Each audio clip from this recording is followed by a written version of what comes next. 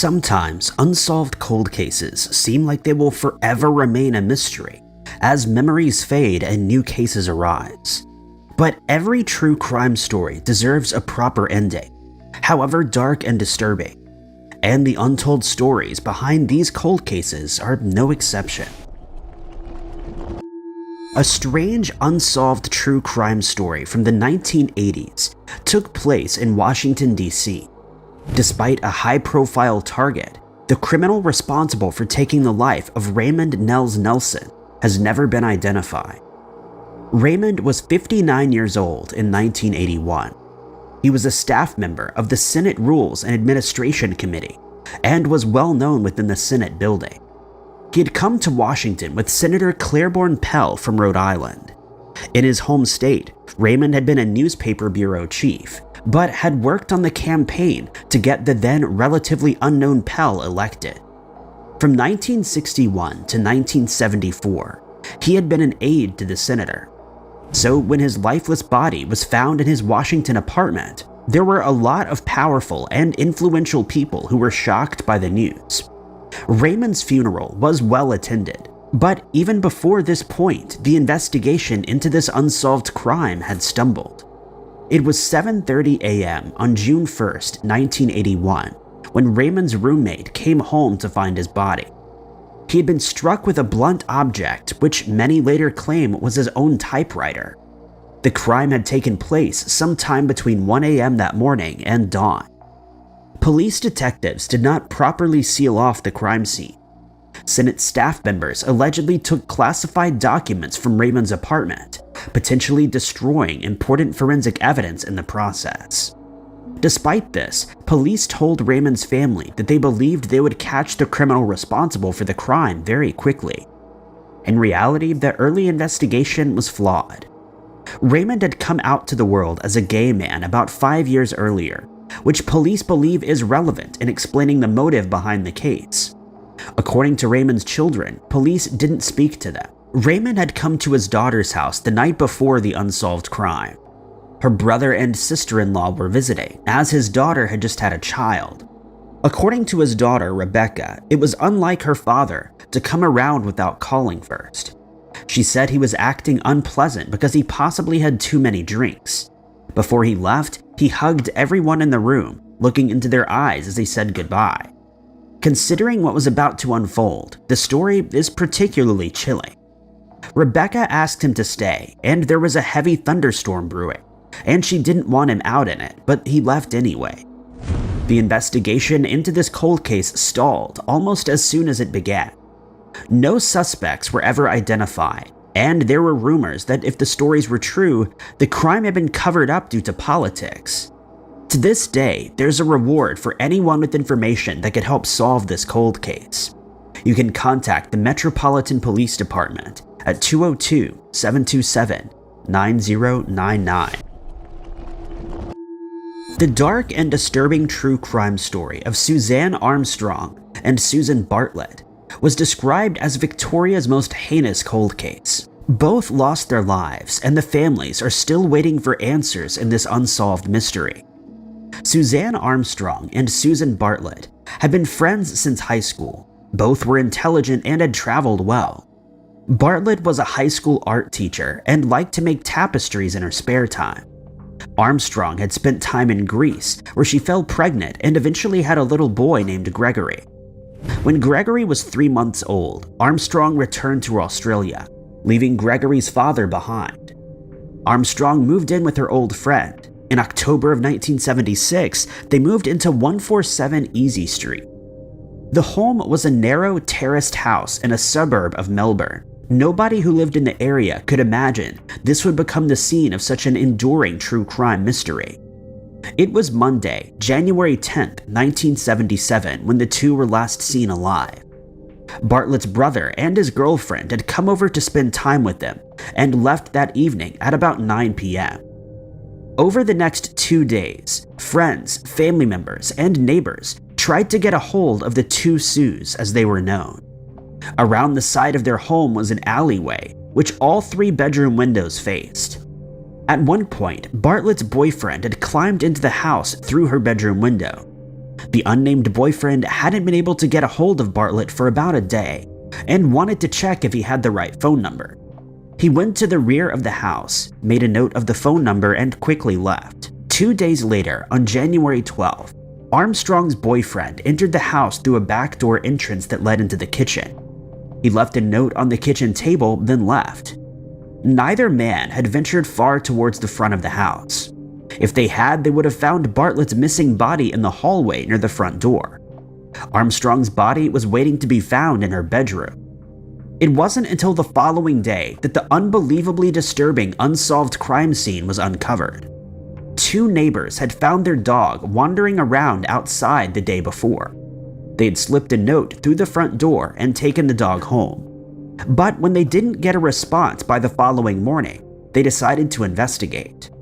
Returning through the back door, the neighbors heard Armstrong's son, Gregory, crying and discovered a scene that looked like it had come from a horror movie.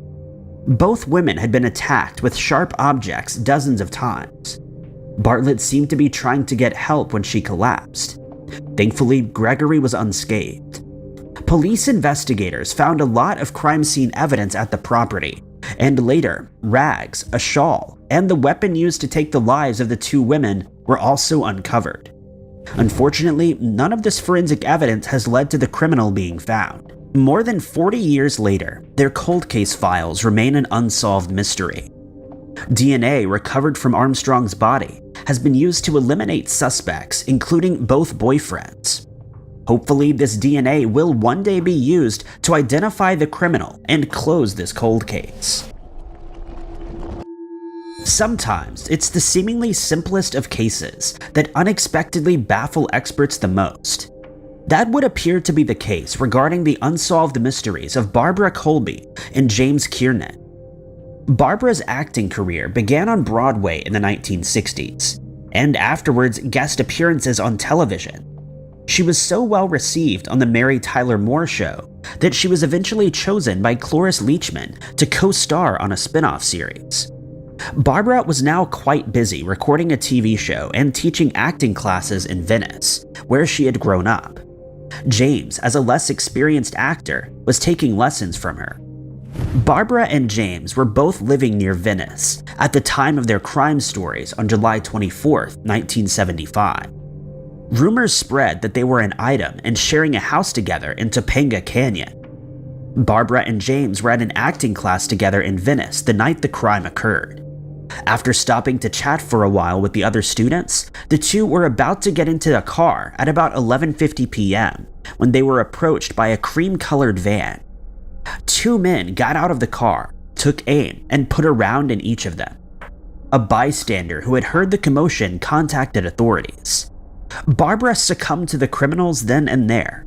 James held on until help arrived at the scene, sadly passing away at about 1:30 in the morning, but not before giving criminal investigators at the hospital an account of the unprovoked attack, saying that he did not recognize the people responsible. Criminal investigators soon realized this unexplained mystery wasn't a one-off attack. Venice was known for its high rate of organized crime. Not only was there another unsolved case in which a woman had lost her life not long after Barbara and James, but also 4 other open cases involving the same cream-colored van. However, these other cases differed from Barbara and James's attack. In the other attacks, robbery was the clear motive. Nothing had been stolen from Barbara or James, and there didn't seem to be any robbery attempt made. 2 criminals were described. 6 suspects were brought in for police interviews, but all were released without charges. The case immediately went cold, and the untold stories behind these crimes has never been explained. On July 15, 1977, Donald Mackey left his furniture store in Griffith, New South Wales at about 5:30 p.m. He had promised his wife he would be home by 7 so he could watch the kids while she went to a meeting. But there was still time for drinks with friends at the nearby Griffith Hotel. After, he bought some wine for home and went outside to his van. When Donald didn't return home, his wife Barbara called Donald's friend Ian Salmon, who worked in the office building across the street from the hotel. Ian said he would go to look for Donald. At about midnight, with no sign of Donald, he contacted police to launch an investigation. Not long after, he spotted the van in the parking lot. The van was still locked, but there was a handprint on the driver's window and 3 empty shells on the floor. Nearby, drag marks were found and some human hair. Donald has never been seen since. It didn't take long for police to find a dark and disturbing motive for this unsolved disappearance. Griffith was home to a number of important organized crime families. They'd earned their money through a growing black market in the 1970s. Donald owned a furniture company, and he was also a political activist who actively campaigned against these notorious criminal families. On more than one occasion, he had called for a crackdown on the illicit substances they peddled. Most residents were too scared to speak about the issue, but not Donald, his friends claimed, as he was brave enough to stand by his beliefs and start opening criminal investigations. Shortly before his mysterious disappearance, Donald was contacted by someone calling himself Mr. Adams, a man who had recently won the lottery and needed to furnish a small house in the small town of Jerilderie. Donald was busy that day organizing a funeral, so he sent a worker in his place. Mr. Adams didn't show up for the appointment. If investigators are correct about his potential crime, the true identity of Mr. Adams was likely James Basley, a known hitman who organized crime families had called upon in the past. The notorious gangster became the chief suspect in Donald's disappearance, but without a body, police were only ever able to charge him with conspiring to take Donald's life. This was enough to convict him of a life sentence. Basley passed away without getting any additional information into the case, and investigators hope this means anyone with information about where Donald's remains can be found will now feel safe enough to come forward. Until then, this cold case remains officially unsolved. The unsolved true crime mystery of Joanne Webster is one of the most puzzling cold cases on file. On November 28, 1981, as she returned to Boston, Massachusetts after her Thanksgiving break, the 25-year-old Harvard student mysteriously vanished without a trace. A botched criminal investigation followed before her remains were found 9 years later. Joanne was a bright young woman studying design at Harvard. Her parents, George and Eleanor Webster, had previously worked for the CIA. George now worked for a company called ITT, which was going through a number of criminal investigations at the time, including one related to the infamous Watergate scandal. Whether any of these cases were connected to Joan's passing remains a mystery. Joanne arrived at Logan Airport at around 10 p.m. After a lengthy wait to claim her luggage from the carousel, she left the airport and was never seen again. It was a few days before Joanne was reported as a missing person. A concerned classmate contacted Joanne's parents when he hadn't heard from her on December 1st. The following day, her wallet was found in a marshy area called Lynn Marsh Road. This was 7 miles from the airport where Joanne was last seen, in the opposite direction of Cambridge, where she would have been heading. The unsolved disappearance got lots of media attention as crime investigators interviewed those who had been at the airport that day, including flight crew, passengers, and taxi drivers to get the true story and form a timeline of events. One taxi driver reported seeing Joanne just after 10:30 p.m. when she knocked on his window and asked to go to Cambridge. But as she was putting her suitcase into the trunk of the car, an unknown man had come up. The man said they didn't need a taxi after all and guided Joanne to a blue car that was apparently waiting for them. The man was under 6 feet tall and had a beard and glasses. A sketch of the individual was made, but neither it nor the taxi driver's story would make it to the public.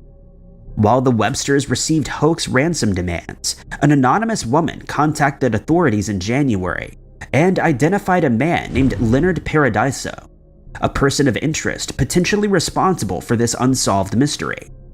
Leonard in no way resembled the man the taxi driver had identified, but police investigators turned their attention to him. Leonard had been previously accused of taking the life of another woman, Marie Iannuzzi.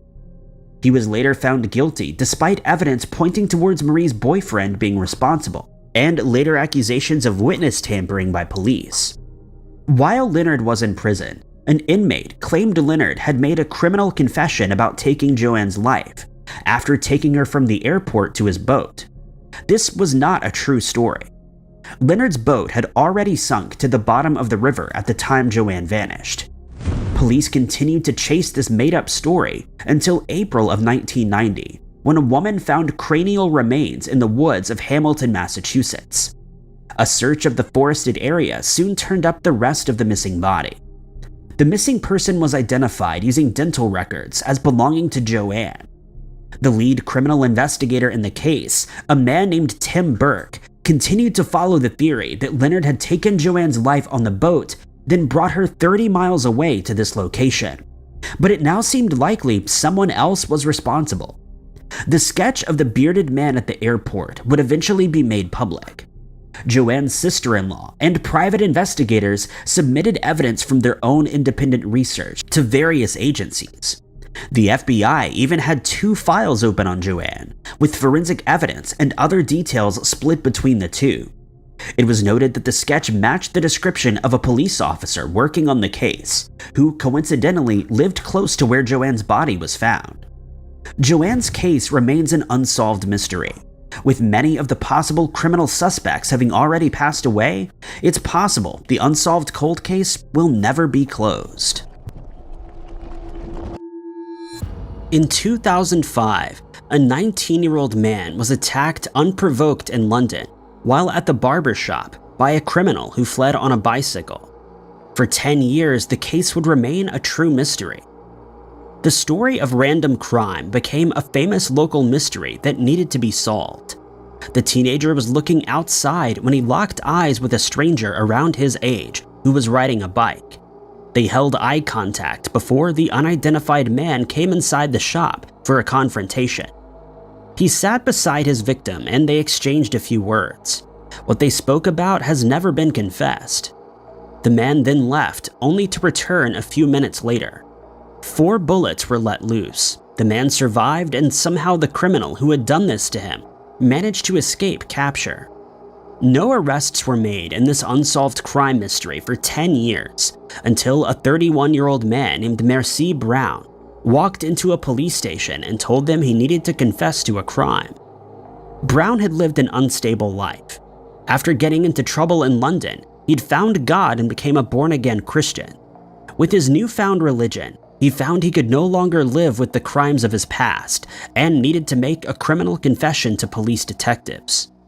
The criminal motive behind the previously unsolved case was simple. On that day in 2005, he hadn't liked how the victim had been staring at him. Whether or not the two knew each other previously is still unknown. To fully unburden himself, Brown led crime investigators to the scene, where he had buried the weapon, which still had unused bullets in the magazine. This evidence gave police detectives confidence that this wasn't a false confession story, and they had solved the mystery. Brown pleaded guilty in court and was sentenced to 12 years in prison. The unsolved case of Christopher Ainscough was finally solved when the person responsible for taking his life found him in a tough situation. Anthony Kemp handed himself in to police in 2020, almost 40 years after the criminal case, because he didn't want to live on the streets. Christopher was a well-loved man from Ireland who had moved to London years earlier. He worked as the head waiter at a restaurant, and it was unlike him to not show up for work. So when he didn't show up on a December day in 1983, his employer asked police to go around to his apartment and check on him in a routine investigation.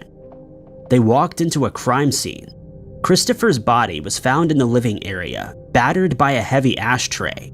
The flat had been ransacked and appeared to have been wiped of fingerprints. There was one crucial piece of evidence, a cigarette butt, but DNA technology at the time wasn't enough for it to lead police to the person responsible. An investigation began, but no criminal suspects were identified. Christopher was a gay man who would sometimes invite strangers into his home. His friends had warned him of the dangers, and it seemed as if their warnings had finally come true. The stories gathered by detectives indicated that Christopher had been out the night before, but nobody could recall if he had met anybody while out. The unsolved case went cold and would remain that way until July 28, 2020. It was 4 a.m. when Kemp began throwing stones at the windows of a police station in North London. When he had attracted the attention of the officers inside, he confessed to the crime. His stories went into great detail about how he had attacked Christopher while he was on the sofa. He'd gotten into an argument about something, but Kemp couldn't remember what anymore. After one blow from the ashtray, Christopher was knocked out, but Kemp continued. He confessed to wiping the room of his fingerprints before he left the crime scene. At first, he told police he was now homeless and wanted the government to look after him. But then he decided to recant his criminal confession, a confession that had been caught on tape. Furthermore, a DNA sample linked him to the cigarette butt found in Christopher's apartment. The case was solved when he eventually pleaded guilty in court, and he'll spend the rest of his life behind bars. One of the strangest criminal confessions ever came from a man named James Brewer. The famous mystery in this case wasn't necessarily who, but rather where. Caught up in the crime story is Jimmy Carroll, who was 20 years old in 1977 and living in Tennessee with 2 young children. He was very close to the rest of his family, but he also attracted the attention of one of his neighbors too. James Brewer was married to a woman named Dorothy, and he believed Jimmy was trying to seduce his wife. What evidence he was basing this on remains unknown, but Brewer confronted Jimmy at a service station on April 27, 1977. The argument ended in bullets, and Brewer fled the scene in his car. It didn't take long for police to identify Brewer as a suspect, and he was arrested and criminally charged.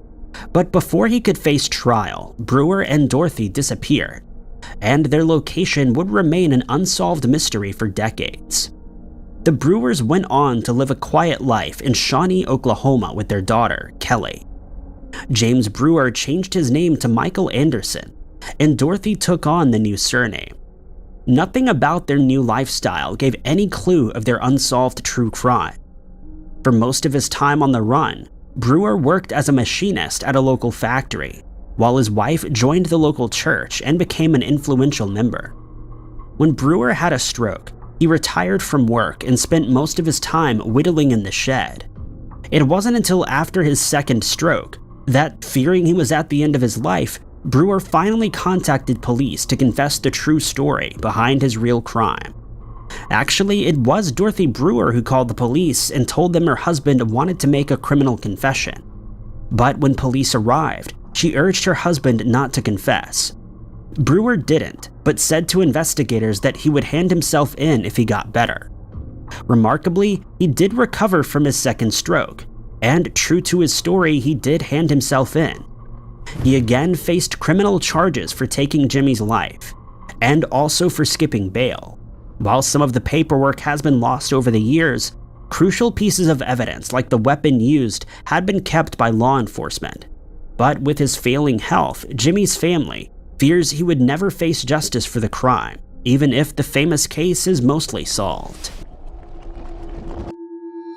Decorators clearing the home of an elderly man who had recently passed away discovered something that would finally solve a 39-year-old famous crime mystery. The home belonged to Harvey Richardson, and in 1970, he took the life of Lorraine Jacob. Lorraine was a 19-year-old mother of 2 living in Liverpool. She shared her home with her mother, who was looking after the children on the night of this true crime mystery. Lorraine was on a night out and had been to a few bars before stopping at a shop on the way home. She bought 3 bags of chips and left at 10:30 p.m. Lorraine would never make it home. She was found the next morning by workers emptying bins. Her purse, tights, and undergarments were missing. It was believed she passed away not long after she was last seen. An extensive investigation into this unsolved mystery took place, but no clues were found. The case went cold. It was reviewed every few years, but no leads were uncovered. In 2008, Harvey Richardson passed away due to natural causes in a hospital. While clearing out his old house, Decorators found a leather satchel containing a cardboard folder. Inside were newspaper clippings about the unsolved crime and a 9-page confession letter. Also discovered were the undergarments stolen from Lorraine and an antique weapon. Richardson had never been a criminal suspect to police investigators. He was a retired librarian who kept to himself and didn't appear to know Lorraine at all. Richardson's confession letter showed that the real story was far different than what they believed to be true. Richardson took photos. The photos were described by police as not being sinister, but he captured people who did not want to be photographed. These included unnerving images of an unnamed woman and even Lorraine's children. A few months before the crime, Lorraine and the woman visited Richardson's single-room apartment while he was out. They took the cameras. Richardson was angry but didn't go after Lorraine right away. It was only by bad luck that Lorraine and Richardson bumped into each other on the night of the crime. As the true story goes, Richardson had been drinking all day after failing his librarianship exam. When he saw Lorraine, he got angry. They got into an argument, then Richardson took her life. Afterwards, he had stolen her purse, which had a ticket to the pawn shop where Lorraine had sold his camera. But he never went back for the camera. He cut up the ticket and purse before disposing of the evidence. Richardson had no other run-ins with police, and without his criminal confession, the strange case would have stayed unsolved. Margaret Cook was only 26 years old when her young life was taken. Born in 1920 in Bradford, West Yorkshire, she was adopted by a woman named Dorothy Gladys Willis. Her life story of hardship would soon turn into a tale of true crime. A series of poor decisions would land her in juvenile prison. She had little education, and by the time she reached her mid-20s, few non-criminal options for her future. After leaving a failed marriage that had ended in 1945 after a matter of months, Margaret moved to London, where criminal organizations ran rampant. Unable to find other work, she became a woman of the night at the Blue Lagoon, a club for gambling and other less-than-legal activity. Margaret didn't have many close friends, but she did confide in a female housemate that she was scared for her life shortly before her life came to an unexpected end that would not be solved until years later. She apparently had a new boyfriend who was threatening her with a weapon, and an unidentified man was trying to extort her for money. The crime took place on November 10, 1946. Margaret was in Soho, though it's not known if she was working that night or simply socializing. She was seen at about 9:30 p.m. in the alleyway arguing with an unidentified man. When an off-duty police officer intervened, the officer told the criminal to move on, which they did. Then a shot rang out. The officer and two others chased the unidentified man, losing him in the busy streets as Margaret passed away due to a bullet wound. For the next 70 years, various theories were put forward to explain this unsolved crime. Some said Margaret had been used as an example to other working girls who didn't want to give gangsters a cut of their earnings. Others say this was the work of a notorious individual named Soho Jack, a very scary person who would go on to take the lives of 3 other women. The unsolved case went cold and would remain that way until 2015, at which point a terminally ill 91-year-old living in a Canadian nursing home made a shocking criminal confession. He told a story to police of the time that he took the life of a woman in London in the 40s, a mystery woman whose name he couldn't remember. British detectives flew to Canada and interviewed the man for more case information. He identified Margaret from a photo as the woman whose life he had ended. News reports at the time said he was of sound enough mind to stand trial, but he was never extradited to the UK. There's been no update since. For over 70 years, the criminal responsible for taking the life of Margaret Cook kept their chilling crime a secret. The man's identity, the reason why he committed this terrible crime, and what made him confess all remains a dark mystery. On the 15th of August, 2000, 28-year-old Julie Cooper had just finished having her lunch break and she was walking back to work via a trail near Norfolk County Hall and an industrial estate at Europa Way in Norwich, England. During her lunch break, Julie, who worked as a trainee accountant at the C.S. Lampert's company at the time, had gone home to eat some of her daughter's birthday cake from the previous day. She was returning to work at around 1:15 p.m., but in an instant, her day and her life changed for the worst. Seemingly out of nowhere, she was attacked by a person with a sharpened blade who attempted to steal her purse, but rather than make their getaway with the stolen property, they used the blade to cause harm to Julie's face before finally fleeing on foot. Julie says that she has no recollection of the actual attack that happened more than 2 decades ago, but the lingering physical and emotional effects have stayed with her ever since. She's made a heartfelt appeal to anyone with information in her case to come forward, but she's left baffled as to why the attacker chose her as a victim and why he didn't just leave with her purse. She has since gone on to become the head of accounts for the Norwich and Norfolk Hospitals charity and is living a fulfilling life, but she stated that she and her family need answers to find some closure after the shocking incident.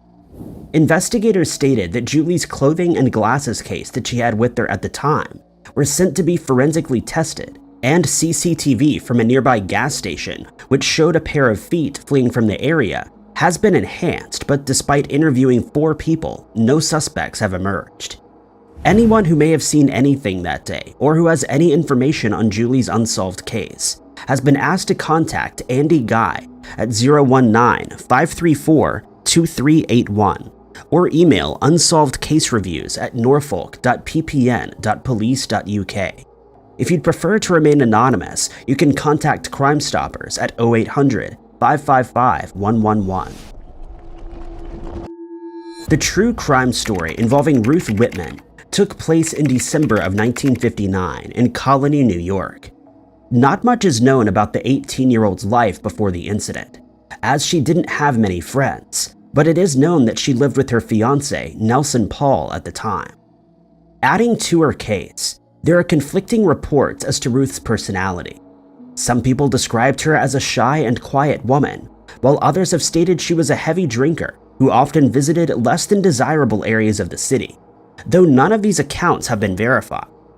On the morning of the 8th of December, Ruth was found deceased on Sand Creek Road. She'd been dealt a blow to the back of her head, though it was later ruled that her life was ended due to drowning. The medical examiner who dealt with Ruth's case stated that he believed she'd received the blow to the head which left her unconscious. Believing that she had passed away, her attacker then left her face down in a drainage ditch, where she unfortunately drowned.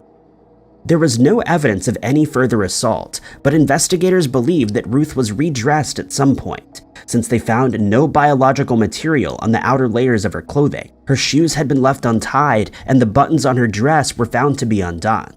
On that night, many of the local residents were outside watching as firefighters attempted to subdue a fire that had broken out at 63 Lancaster Street, and investigators were certain that someone in the crowd could serve as a witness in Ruth's case.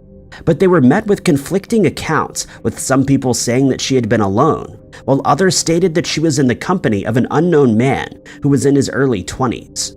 When Nelson was questioned, it was found that he'd been at work at the time, providing him with a solid alibi, and he was quickly ruled out as a suspect.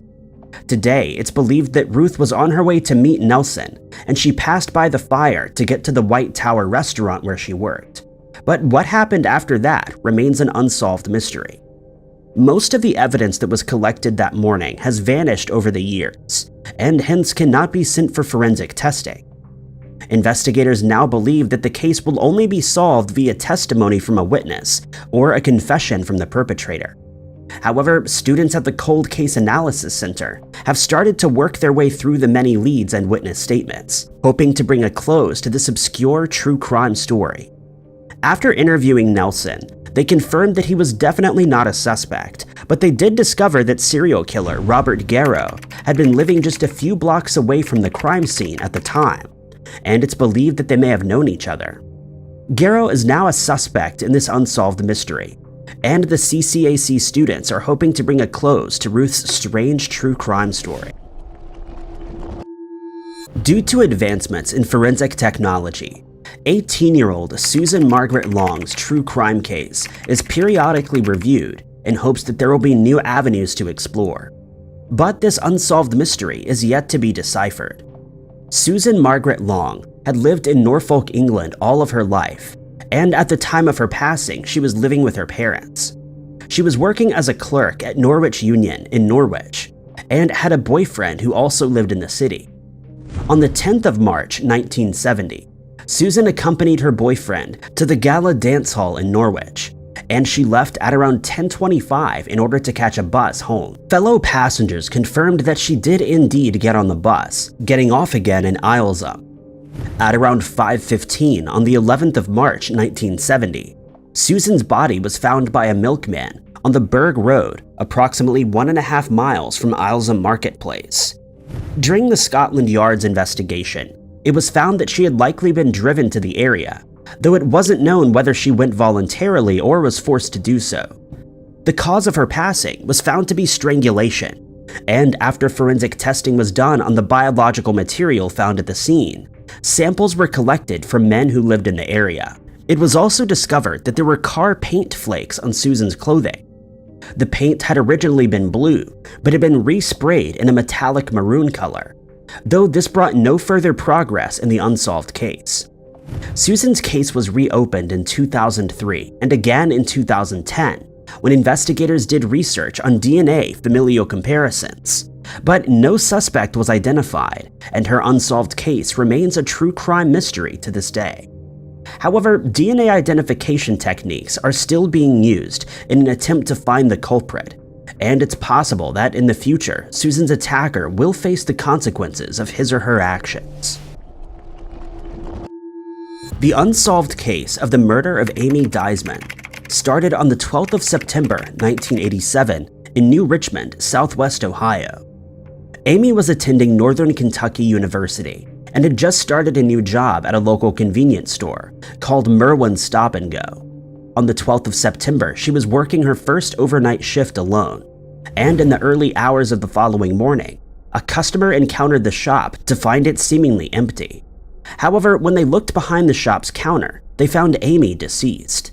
Someone had ended her life with a firearm just minutes prior, as the last sale was made at 5:28 a.m., and the 911 call was made by the customer at 5:30 a.m. Police were called to the scene at 5:38, and upon arriving at the store, found that there was no weapon and they were at a loss as to who may have been responsible.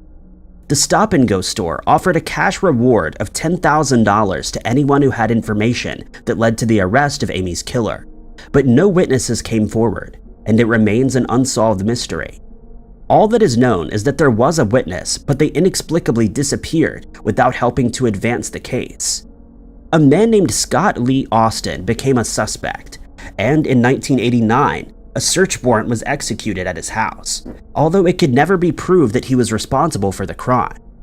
A Claremont County prosecutor stated in 1993 that Austin was still a suspect after all that time.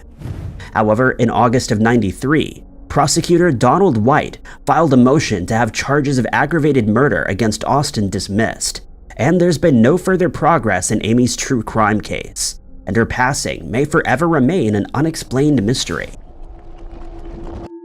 In June of 1985, 19-year-old Cassandra Rhimes became the subject of a true crime mystery when she inexplicably disappeared without a trace, and her weird true crime story remains an unsolved case decades later. Cassandra lived in Minneapolis, Minnesota, and one afternoon in June of that year, she made a call to one of her friends to confirm that she would be attending her goddaughter's birthday party, which was being held the following day. But when the time for the party came, Cassandra never showed up, and none of her friends or family ever saw or heard from her again. She had inexplicably disappeared, and despite the best efforts of investigators and her family to find her, she remained missing, and her disappearance became an obscure true crime story. Initially, investigators focused on a photo showing an unknown man with Cassandra, and they later learned that they had been living together at the time. The man was eventually identified as Donald McSwain, but by that time he had passed away. Other leads that came in suggested that Cassandra had been working as an exotic dancer, but it isn't known whether this played any role in her life being ended. Then, in May of 2014, an off-duty employee from the Lake County Sheriff's Office found Cassandra's remains in a secluded part of the Gooseberry State Park while training his dogs. The area where she was discovered is about 200 miles from the area where she'd been living at the time that her life was ended. At first, it was uncertain who the remains belonged to, but thanks to a DNA sample that was submitted by Cassandra's sister in 2013 to the Minnesota Bureau of Criminal Apprehension, it was confirmed that it was indeed Cassandra who was found. To this day, investigators believe that Cassandra's life was ended elsewhere and that her remains were transported to the park where she was left and eventually found decades later. The mystery of Cassandra's passing still remains an unsolved case, but investigators are actively involved and are hoping that someone who has information will come forward in the future to bring some clarity and closure to her family and friends. They have appealed to anyone who may have seen something that day, or who has any information to come forward by contacting the Lake County Sheriff's Office at 218-834-8385. Alternatively, you can contact the Minnesota Bureau of Criminal Apprehension at 651-793-7000. A strange but true crime story occurred at the Biscayne Gardens Apartments in Miami-Dade, Florida, on September 4th, 1979, when the body of a young woman was discovered nearby. Crime scene investigators initially hoped the unsolved case would be solved quickly. 43 years later, the mysterious case of the Miami-Dade County Jane Doe remains unsolved. The found remains were transported to the Miami-Dade County Medical Examiner's Office. The coroner noted that the woman was white, between 18 and 25, had either reddish or strawberry blonde hair, and eyes that were possibly once gray, green, or hazel. She was about 5'5" to 5'8" and 120 pounds. The exact cause of her demise was unknown, but crime scene investigators learned that it had occurred only hours ago. Another important piece of evidence were very distinct burn patterns on the back of her calves that detectives believed could have been caused by riding on the back of a motorbike. Despite all of these informational clues, investigators struggled to identify the young woman, and so a copy of her dental records was eventually distributed to expert dentists in Miami-Dade, who were mostly baffled but noted that Jane Doe had undergone dental treatment at some point in her life because she had several fillings. The Miami-Dade Police Department thought that the Jane Doe case would be solved if she was Philone S. Love, a woman who had been living in Hollywood, Florida. Years later, investigators would release a new statement that she was possibly a runaway from Ohio who went by the name of Tina or Sheba. Dental records and fingerprints are available as per the Doe Network, and anyone with information is asked to contact the Miami-Dade Police Department at 305-715-3300, quoting case number 258983Z. 22-year-old Christy Jo Nichols and her husband Mark Lane Nichols resided in the small town of Gothenburg, Nebraska. On December 10, 1987, Christy, Mark, and their children visited the local mall for Christmas shopping. Afterwards, Christy and Mark dropped them off with a babysitter and headed out to a local bar where Christy was employed part-time. It was the beginning of a mysterious unsolved crime story that still needs answers. At around 12:30 p.m., Mark returned home and paid the babysitter, who would later tell crime investigators that she did not see or hear Christy come home with Mark that evening. She thought this was a little unusual because Christy had always been the one to pay her. If the events in Mark's story are true, the last time he saw Christy was around 2 a.m. when he climbed into bed. When his alarm went off just 5 hours later, she had vanished and he was alone. Before going to the police, Mark took his children to stay with relatives, then allegedly spent hours driving through Gothenburg to try to solve the mystery of what had happened to Christy Jo. At 1:37 p.m., Mark stopped looking and reported the strange mystery to police. In their investigation, criminal investigators discovered that Christy had seen a divorce lawyer multiple times. As they built a case, they discovered more documents showing at least 7 instances where Mark had been aggressive towards Christy, and one time had to visit the hospital. Despite all of this, investigators have never found enough evidence to conclusively link Mark to any potential crimes regarding her disappearance. Another clue would be added to the unsolved case in March of 1988, when a suitcase and purse belonging to Christie were found 30 miles from Gothenburg. Mark was also able to detail the entire contents of the suitcase, which made crime detectives suspicious. Christie Jo Nichols is still a missing person, and Mark Nichols remains a suspect in her ongoing case. Investigators hope that new evidence or witness testimony will bring an end to this puzzling unsolved mystery. Any information on case number 5501-1287 is to be reported to the Nebraska State Patrol at 402-479-4049. In 1969, 22-year-old Carmen Halleck of Fort Lauderdale, Florida, was a cocktail waitress who was excited about an appointment she had with a teacher at the local junior college for a job opportunity.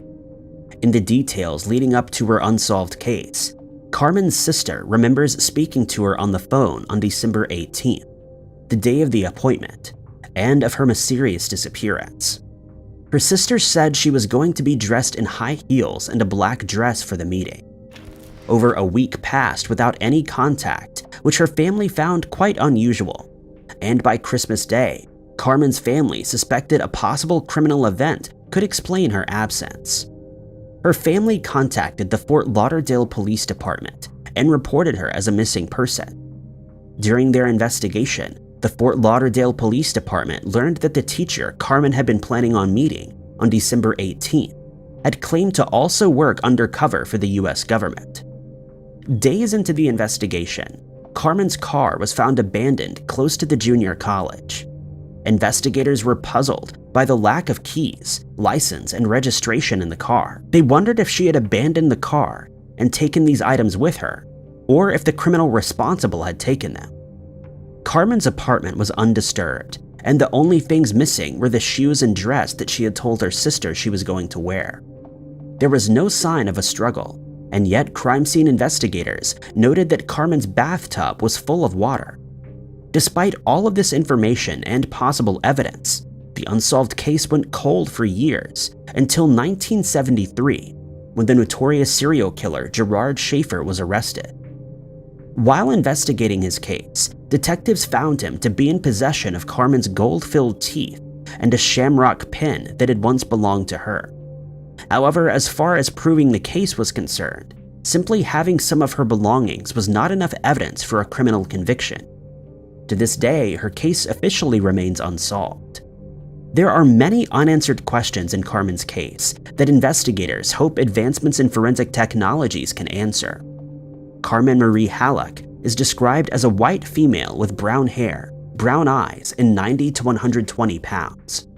Anyone with information is asked to contact Detective Jennifer St. Jean of the Fort Lauderdale Police Department at 954-764-4357.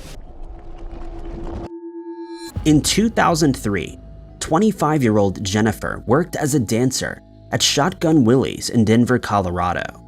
On February 17th, she unexpectedly disappeared in the 8500 block of Pena Boulevard near the Denver International Airport. Her mysterious and unsolved case continues to baffle FBI crime experts to this day. Jennifer's missing car was found abandoned after spending days in a parking lot close to the airport, which triggered an investigation much later after police were certain that she could not be accounted for by friends or family. At this point, detectives called in the help of the FBI. During the FBI investigation, special agents learned Jennifer did not board a flight. Investigators were able to find a final phone call made to Stephen Ennis, her boyfriend, who was in prison on federal charges and waiting for trial. When interviewed about the mysterious phone call, Stephen said that she had told him she loved him and would be back in 3 days. It's believed that Jennifer was due to be a witness in Stephen's trial. However, investigators have never uncovered any evidence to connect him to her strange and mysterious disappearance.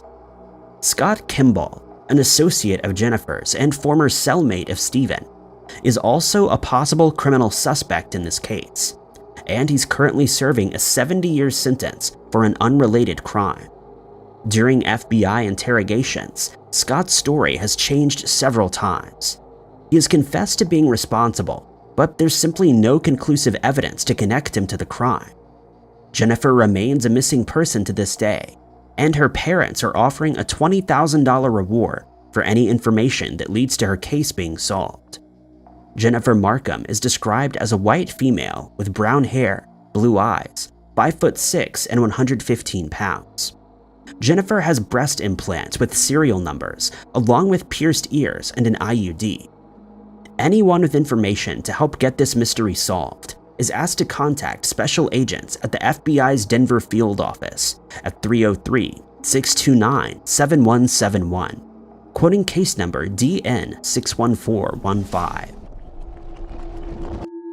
In May of 1995, the lives of the Williams family would be forever changed in what has become one of the scariest true crime mysteries of all time. 29-year-old Devin Williams lived in America's Kansas with his wife and 3 children. He had recently taken a trucking job with the Flint Hill Transportation Company, hauling goods across state lines. On May 23rd, Devin left Kansas with cargo from Missouri. He had other stops planned at California and Arizona. On May 27th, Devin reached California as planned, but something deep inside of Devin had changed. He reported that he was unable to sleep, and with this story, his strange mystery began. 5 days later, Devin was seen speeding through the Tonto National Forest in Arizona, narrowly missing campers and hikers. Those who watched the 10-ton truck speed through the forest said that Devin had a blank look on his face. Another witness reported that Devin had randomly told them, quote, "They made me do it. No, you can't help me out. I'll never get out of here. I'm going to jail." 2 days later, on May 29th, Devin was spotted for what would be the last time. Lynn and Jack Yarrington would later tell crime investigators that they saw Devin on the Forest Service Road 321 on his knees, staring at a tree and mumbling to himself. Concerned, the couple approached Devin and asked if they could help him in any way. Devin's response was that he had to light a grill. He said this as he struck a $20 bill against a rock as if it were a match. As Devin had refused their help, the couple continued with their hike, and this was the last time that Devin Williams was ever seen or heard from.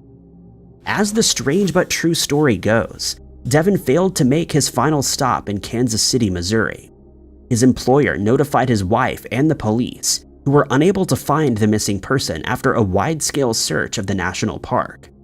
It wasn't until 1997 that investigators got a huge break in the case, when cranial remains were found just off the road where Devin had last been seen.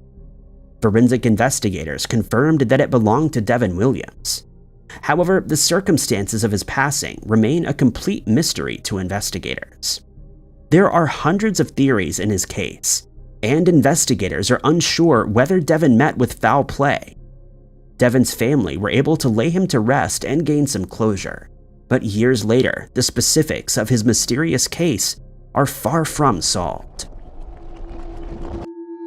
Between March of 2011 and September of 2012, the people of the Volga and Ural federal districts in Russia were haunted by a very scary person known only as the Volga Maniac, a criminal who is believed to be responsible for up to 32 attacks on elderly women aged 75 to 90. This bizarre unsolved mystery persisted for almost 10 years until forensic DNA evidence and CCTV footage of the criminal finally helped solve the case. Police investigators did not connect these crimes. They began interviewing more witnesses in the Volga and Ural districts. Eventually, they found a bizarre connection and uncovered surveillance tapes showing one of Russia's worst and most notorious criminals ever.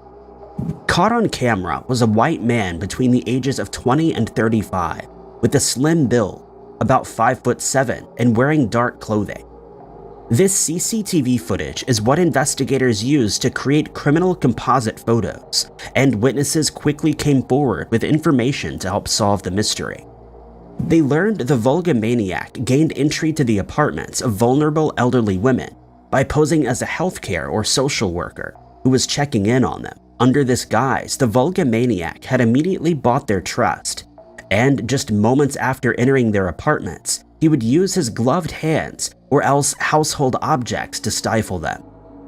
As the months went by, the crimes continued even after his criminal sketch had been released, which only made the vulgamaniac take greater care in concealing his identity to avoid getting caught on CCTV cameras. The last confirmed crime was in September of 2012, and the police feared that he may have moved to a different district. There was a lot of public pressure on the criminal investigation to solve the case, but there was little evidence to work with. Then, in December of 2020, the investigative committee made a stunning announcement. Almost 10 years after the first crime had been committed, they finally captured the vulgamaniac. 38-year-old Radik Tagirov was arrested. The serial killer was originally brought in on unrelated theft charges and submitted a DNA sample.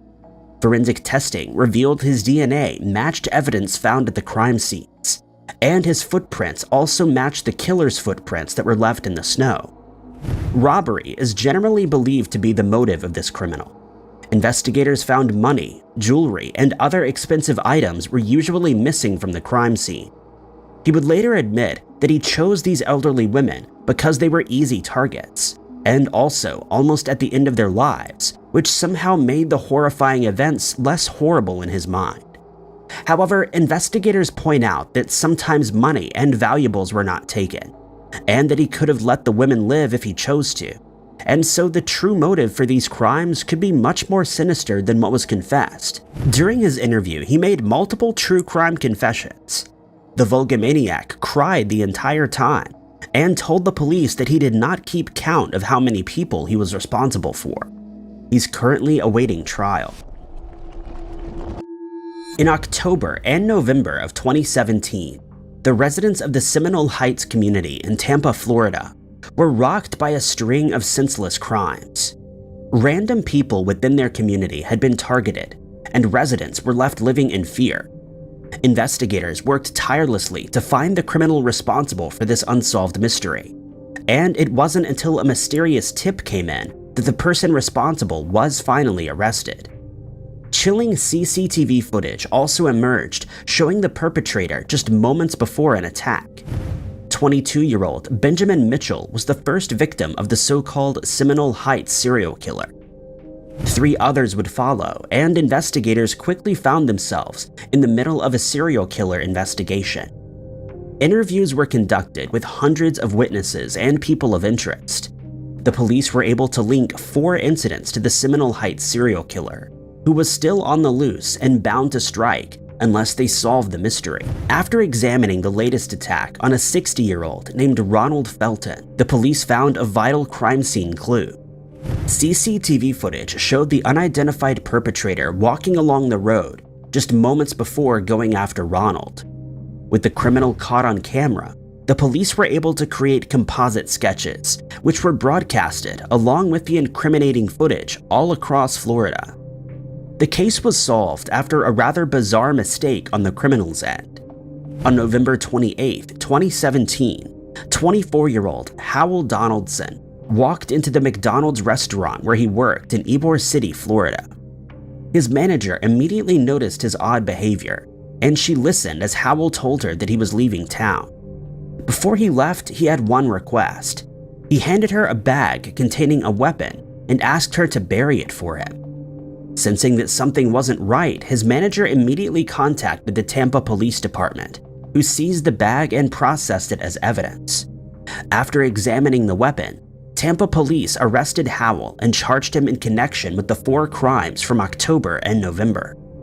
Further evidence was obtained after his arrest, which placed him at all 4 of the crime scenes. Since 2017, the trial against Howell has been ongoing, due to the prosecution filing motions for Howell to be tried individually on a case-by-case basis. Howell's parents have also refused to cooperate with authorities, and are also possibly facing charges of contempt of court. If found guilty, Howell may receive capital punishment. This seemingly normal CCTV footage has actually caught two criminals on camera, 20-year-old Sharn Miles and 19-year-old Ty Blake, moments after they had taken the life of James Tier in Erdington, Birmingham. The reason behind the crime would shock the UK to its core. On August 8, 2019, the body of James Tier was found in Erdington following an altercation with two unidentified men. The West Midlands Police immediately responded to the scene and opened their investigation. When interviewed, James's family and friends could not think of anyone who would want to do this to such a well-loved man with a promising career in boxing ahead of him. Now, under immense public pressure to find those responsible, the West Midlands Police were shocked to come across the chilling CCTV surveillance footage of two criminals. Both Ty and Sharn are caught on camera just moments after taking the life of James. At one point, Sharn used a piece of tissue to wipe his mouth, and according to the West Midlands Police, bodily fluids from the tissue would become a key piece of DNA evidence. The two were arrested, and evidence obtained from the car they were driving, along with other evidence, was enough to charge the two on serious criminal counts. According to news reports, Sharn had paid Ty just €550 to commit the crime, and James was targeted after a fight at a nightclub. By the time the case was solved, investigators learned that James had not even been involved in the altercation, and it's unknown why the pair targeted him. Sharn and Ty were tried before the Birmingham Crown Court, where the judge found them guilty on all counts. For their crimes, the two were sentenced to serve a life sentence with the minimum of 32 years. Ty Blake attempted to appeal his sentence. However, the judge held true to the ruling. Various sources have reported that Ty and Sharn have told their families that their daily routines have since become real-life horror stories because of constant mistreatment from other prisoners. In 2017, 22-year-old Dashvant Shekhar was out on bail, and his court case was slowly approaching. The very scary person had gained the trust of a young one and did unspeakable things at his house. Investigators kept a close tab on Dashvant, but as months passed, he struck again. If what his father says is true, then the crime was a result of Dashvant demanding up to 2,000 rupees from his parents, among other things. When his parents refused this, he claimed the life of his own mother on December 2nd, 2017. When the police were alerted to the crime scene, Dashvant had already disappeared from his hometown and was on the loose. It wasn't until days later when CCTV cameras caught the criminal at a train station in Mumbai, India, that the case was able to be solved. This surveillance footage was exactly what investigators needed to reinvigorate the search. After learning their missing suspect could be found in the train station, a special task force was able to capture him shortly afterwards.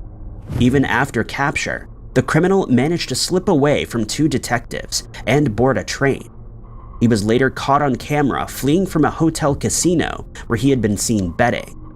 A single image shows him running away with a new haircut that didn't help him escape the notice of criminal investigators. One hand is in his shirt to hide the handcuff. Upon being captured a second time, the police ordered Dashvant to return to the crime scene at his home, where he gave a full confession. In February of 2019, the local courts found him guilty and sentenced him to 46 years in prison, as well as capital punishment.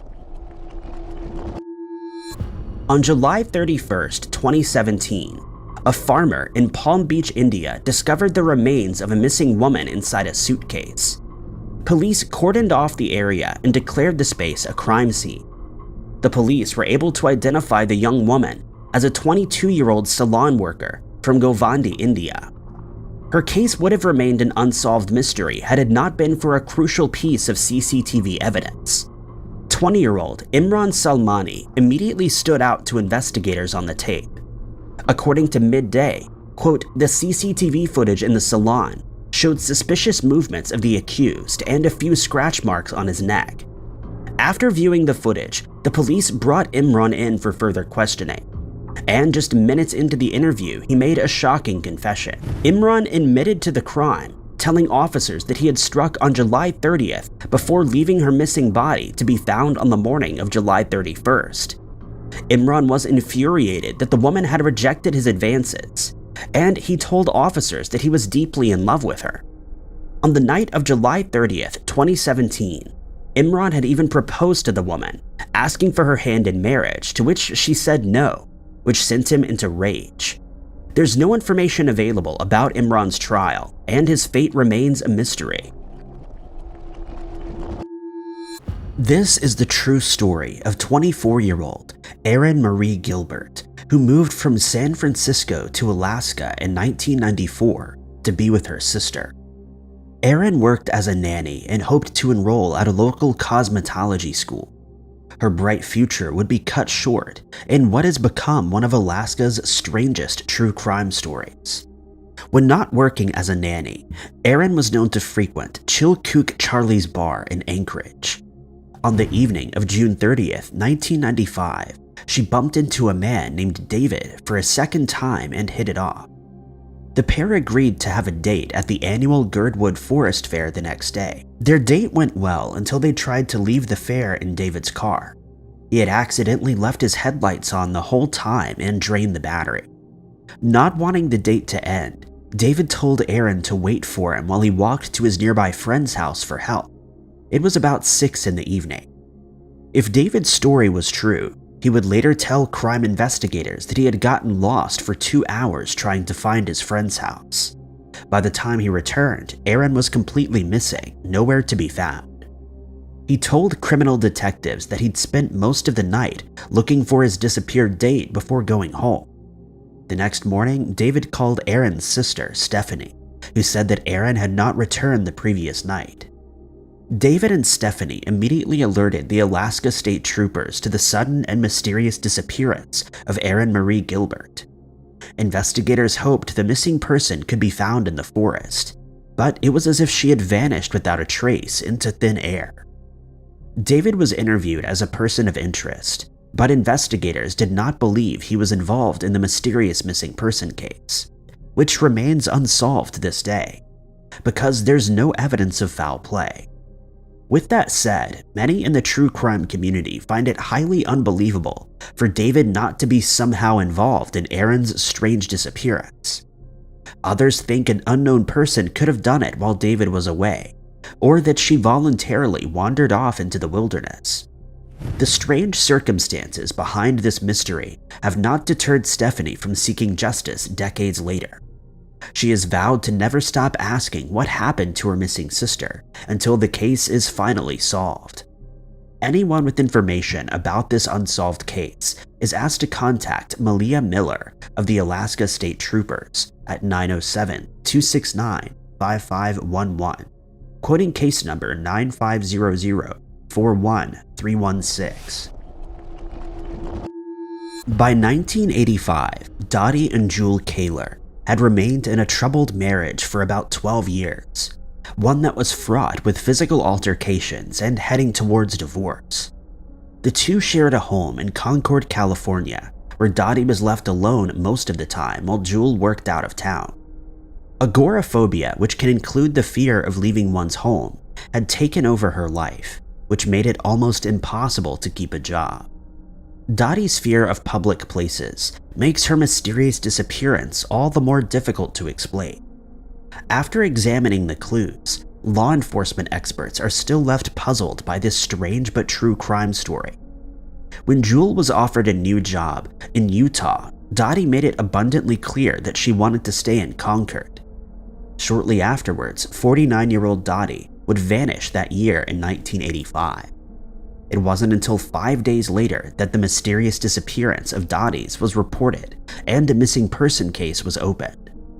Jewel told criminal detectives that he had no idea what happened to his wife on June 12th, the day she went missing. He had dropped her off at the Pleasant Hill train station so that she could catch a train to meet a friend. If his story was true, crime investigators learned that he never actually wanted her to get on the train. He recalled seeing her disappear around the corner towards the train, and so he left. Concord police detectives discovered that on the morning after she vanished, Jewel had returned to the train station for his work commute. He was surprised to find Dottie's car in the parking lot of the train station. What's more, he thought that it was especially strange to find her purse had been left inside of the car. For days, he kept leaving notes on her windshield asking his missing wife to contact him. A deeper investigation led to a disturbing backstory. Jewel had been engaged to a coworker since late 1984. Dottie, meanwhile, had been trying to gain her independence from her controlling husband. She had recently deposited a check into her bank account and had also turned to a women's refuge program for educational workshop courses. No one can explain exactly how Dottie's vehicle had been left behind at the train station. The only piece of evidence left behind was Dottie's purse. Investigators are unsure whether she even boarded the train. Multiple searches have been conducted without success. Jewel was considered a suspect in her mysterious disappearance. Over the years, Jewel has changed the story given to crime detectives. However, there's never been enough evidence and no criminal confession. Dottie's case is both baffling and disturbing, and investigators continue to search for the true story behind this unsolved crime. Anyone with information is asked to contact Brandon Ritchie of the Concord Police Department at 925-671-5074, quoting case number 8512575. Life for 24-year-old James Kimball was difficult in the 1980s after being diagnosed with schizoaffective disorder. When his condition became too much for him and his family to manage, James moved into a halfway house that was a short distance away in Maywood, Illinois. In April of 1993, James went to see his family in Oak Park, Illinois for an Easter visit, just as he had done every year. However, this evening would lead to one of Illinois' most chilling unsolved cases ever. On the afternoon of April 13th, James became visibly angry when the stereo stopped working. The situation became very tense. He then announced he was going for a walk to clear his mind. Hours later, his family reported him as a missing person to the Maywood Police Department and waited for him to be found. Thinking it would possibly take days or even weeks at the most, they had no idea that this would become an unsolved disappearance that cannot be explained years later. The halfway home told investigators that he had not come back, nor did he attempt to make contact with other friends or family. Despite an extensive search, James has never been found and appears to have vanished without a trace except for a single possible missing person sighting. Officers in South Bend, Indiana, believe that they may have spotted James in March of 1994, almost a year after he disappeared. According to their strange story, they had conducted a routine criminal investigation on a person of interest who they claimed was disoriented at the side of the road. As the encounter goes, police let him loose after he passed a sobriety test. It wasn't until months later that officers realized the young man they had stopped bore a striking resemblance to the missing person known as James Kimball, a sighting that has never been confirmed.